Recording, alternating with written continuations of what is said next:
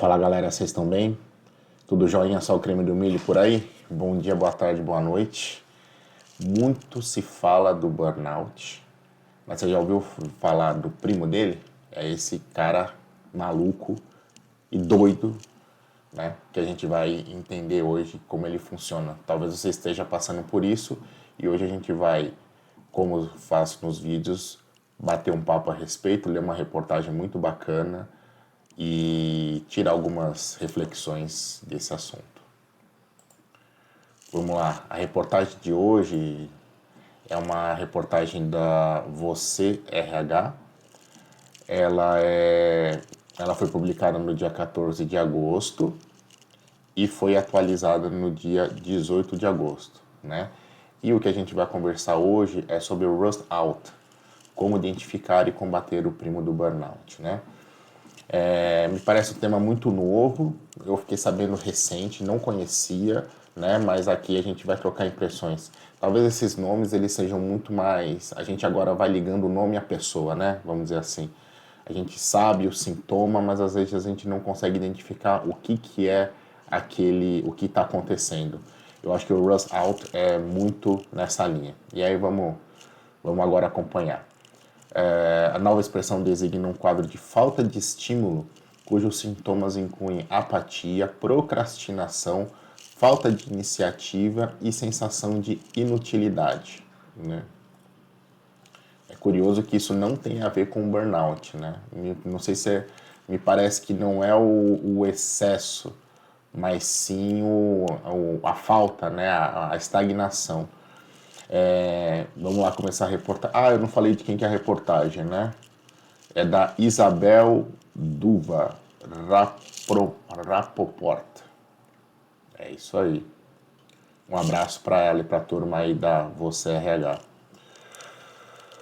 Vamos lá, gente. Se o burnout surge em excesso de demandas, da sobrecarga e do estresse contínuo, o burnout é provocado pela falta de estímulo e de crescimento profissional, levando o funcionário a uma desmotivação profunda no trabalho. É como se fosse um quadro de esgotamento por tédio.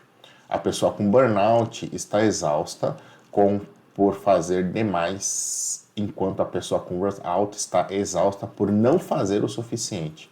Explica a Bianca Braga, coordenadora de gente e gestão da Dialog, plataforma de comunicação interna e engajamento, né? A diferença também pode ser observada na origem das expressões, ambas de língua inglesa, né? Burn significa queimar, né? Enquanto rust significa ferrugem. Talvez ferrugem, né? É ferrugem, enferrujar, né? No primeiro caso, o profissional é consumido pelo fogo do excesso. No segundo, ele é corroído pela ferrugem da estagnação, afirma a psicóloga Cecília Araújo, gerente de desenvolvimento humano da consultoria. Seja AP é o nome da consultoria da Cecília Araújo, da psicóloga. A distinção é vital para as organizações aprenderem a lidar com cada quadro. Para tratar o burnout, a gente já tem um vídeo aqui no canal falando, né, de burnout. Focamos em gestão de carga e políticas de bem-estar, afirma Bianca. Para o Rust Out, a ênfase é oferecer novos desafios, oportunidades de desenvolvimento e fortalecer o senso de propósito. Interessante, né? Me parece que isso aqui é algo muito mais voltado para organizações muito tradicionais com pouca inovação, né? Então não tem muita novidade no ambiente, né? Vamos dizer assim. Tô aqui tateando junto com vocês. Apatia, procrastinação, os sintomas do Rust Out, né? Apatia, procrastinação, queda de interesse, ausência de iniciativa e uma sensação constante de inutilidade. Muito parecido com burnout, né? Esses sinais se instalam no cotidiano de forma gradual e podem passar despercebidos por gestores e colegas. É quando a pessoa cumpre sua tarefa de forma mecânica, sem brilho nos olhos, sem se sentir parte de algo relevante, afirma a psicóloga. O RH deve ficar atento a funcionários que eram participativos e agora evitam projetos desafiadores ou contribuem menos em reuniões. Eu acho que não é só o RH, né? É o gestor, a equipe, subordinado, pode às vezes dar um toque, bater um papo, conversar, saber se está tudo bem, o que está acontecendo, né? Não é só o RH, não. Para Eduardo Freire, CEO da FWK Innovation Design, é preciso ter cuidados com as interpretações. Concordo.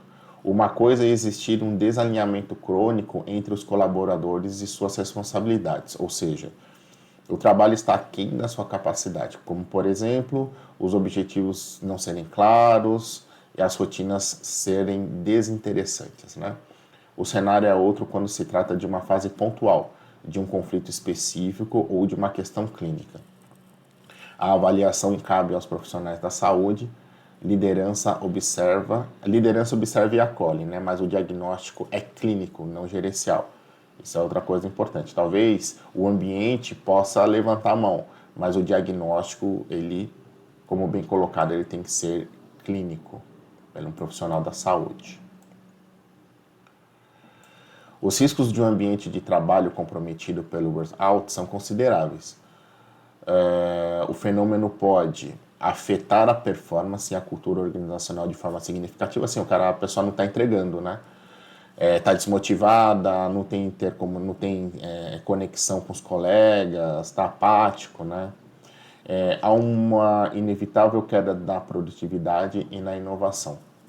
Argumenta Bianca, afinal, colaboradores desengajados e não desafiados deixam de contribuir com ideias e entregam menos, tanto em quantidade quanto em qualidade.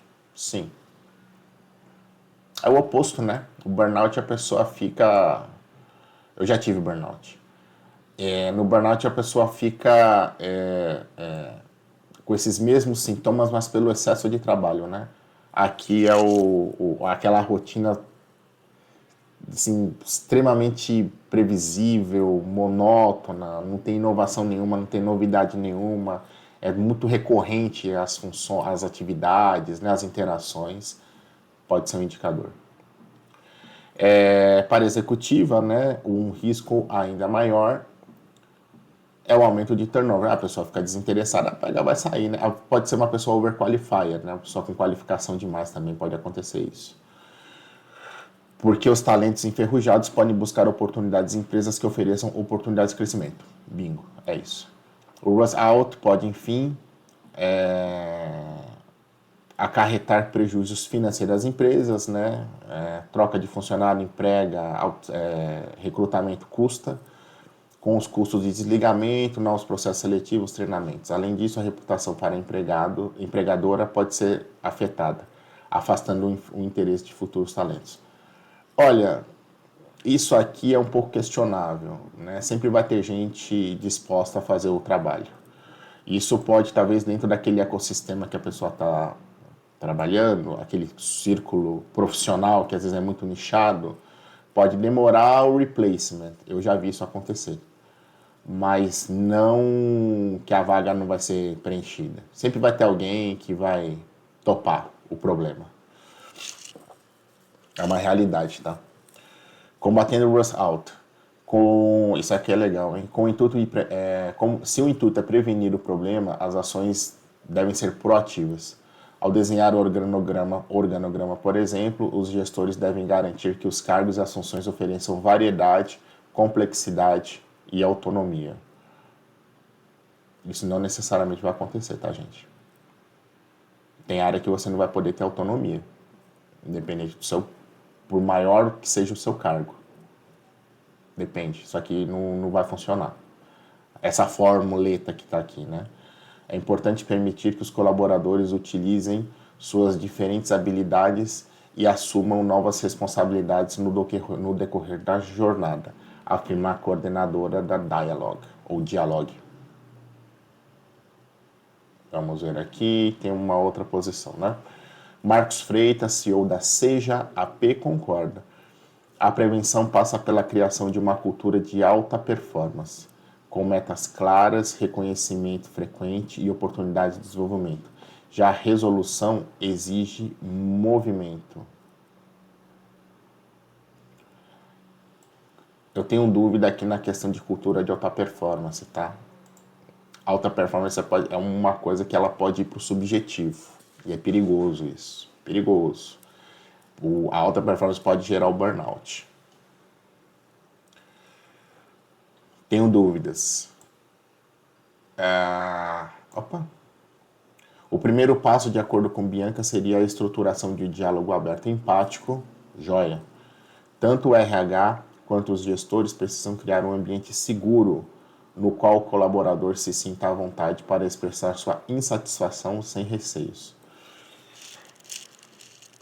É difícil, mas não é impossível, como eu já falei em outros vídeos. Lembrando que a abordagem estratégica, seja para prevenir ou remediar situações no workout, deve ser conjunta, né? Deve ser algo colegiado, né? Não deve se partir só a iniciativa de resolver aquele problema só da empresa ou só do colaborador, né? Deve ser algo, deve estar o meio do caminho ali para todo mundo fazer um ganha-ganha, né? É preciso redefinir funções, incluir o colaborador em projetos estratégicos e oferecer treinamentos que reativem seu interesse, resume Marcos. Afinal, ferrugem não se tira com paninho, mas com ação. É preciso recolocar a pessoa no jogo. Sim. E aí eu acho que acabou a reportagem, galera. Bom, meus 2 centavos aqui. Eu acredito que esse fenômeno do Rust Out, ele seja muito focado, como eu falei, em organizações muito tradicionais com pouca inovação. Você pode ter uma organização tradicional com muita inovação, né? Mas você pode ter também empresas que elas não têm tantos competidores, ela talvez não é uma empresa tão inovadora, ela não está no setor tão inovador, e aí você acaba criando funções e rotinas e áreas que podem inclinar o profissional ele ter esse diagnóstico de rust out. Lembrando que sempre o diagnóstico, como está bem colocado aqui na reportagem, deve ser dado por um profissional da área da saúde. E eu acho que cabe aqui o espaço de reflexão será que as organizações elas não poderiam pensar de formas diferentes, mas nem tão complexas, como prevenir o rust out no colaborador? Porque na ponta da empresa, o que vai acontecer é troca de funcionário, como está bem colocado aqui na reportagem, né? Uma troca de funcionário, funcionário realocar, procurar, treinar e esse profissional, essa profissional entrar no ritmo de novo, leva tempo e tempo acaba custando dinheiro, né, para a organização. E você tem um profissional que às vezes ele simplesmente ele se desconecta por esse fator, né? Ele vai se desconectar pelo fator de estar simplesmente entediado, é algo extremamente maçante, às vezes ele já levantou esse fator para o gestor dele e às vezes não teve feedback, né? É uma coisa que eu gosto de trazer, uma reflexão, e aí cada um contextualiza para a sua realidade de organização, de função, né, de momento de carreira. Eu acho que é muito, você tem que ter um ambiente com uma visão sistêmica, né? Você tem que colocar atividades que as coisas o profissional ele se conecte, ele saiba que ele está se conectando com o todo, e a organização também tem que ter esse exercício, né? E isso independente e você pode ter uma visão sistêmica de colaboração em um ambiente global, em uma empresa de presença global, onde você vai interagir com muitos colegas de outros países, em diferentes time zones, ou então você pode ter esse mesmo tipo de cultura numa empresa, às vezes com 10 funcionários, com 5 funcionários, onde esse funcionário ele vai conseguir interseccionar por área, responsabilidade, cargo, gestão, tipo de função, interação com o cliente, interação com áreas que às vezes não são áreas da rotina daquele colaborador. E isso talvez não seja o principal fator de resolução, mas isso é algo que vai ajudar muito, muito a diminuir esse sintoma ou esse diagnóstico de rust out, né? E do lado do colaborador, como eu vejo, o mercado nas últimas décadas, sempre acabou apelando muito para o profissional, tem que ter uma série de qualificações, títulos que são importantes. Então tem que falar 2, 3 idiomas, tem que fazer uma pós, depois um MBA, depois um mestrado, depois um doutorado, tem que estudar fora, tem que morar fora, tem que fazer projetos com outros países, com áreas parceiras desafiadoras, e etc, etc. É um checklist imenso. E o funcionário, às vezes, o colaborador, ele consegue cumprir todo esse checklist, mas às vezes ele é contratado para uma função que vai exigir de todas as qualificações que ele tem, 5%. E aí ele pode entrar nesse processo de rust out. Me parece que pode caminhar por aí. Então, assim, eu acho que tem um exercício do próprio, não é só da RH, mas um próprio exercício da organização em pensar qual que é o tipo de perfil exatamente que eu preciso para preencher essa vaga, para cumprir os requisitos de forma satisfatória, até superando as expectativas daquela função, da pessoa mais júnior ou operacional até a posição estratégica. Isso é uma reflexão que tem que estar na mesa, viva dentro das organizações, para poder aquilo ser... a empresa ela conseguir ter bons resultados, né, com aquele profissional que foi contratado, e também na contrapartida do funcionário, que uma vez que ele trabalha lá, ele se sentir motivado e consiga ter a mente dele expandida para diversas atividades, além da atividade que ele tem. Isso eu posso falar em qualquer área e setor e profissão.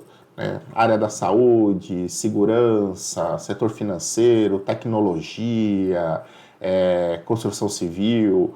Você pode sim, independente do cargo, dar uma visão sistêmica e pertencimento de atividades, né? A pessoa saber o que o todo está fazendo, né?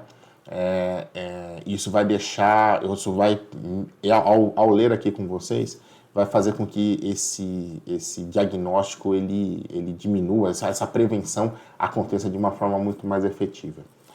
Legal? Então, se você chegou até aqui o final do vídeo, deixa suas reflexões, espero que tenha ajudado. E como eu sempre falo, se você quiser, deixa o seu like e se inscreve. Mas o mais importante é que o vídeo ele tenha te ajudado a gerar alguma reflexão dentro do seu dia a dia. Deixa aqui nos comentários, se quiser manda uma mensagem, a gente bate um papo que eu tô aqui para ajudar, tá bom? Até a próxima, porque aqui é com novidade legal e só o creme do milho. Tchau, tchau.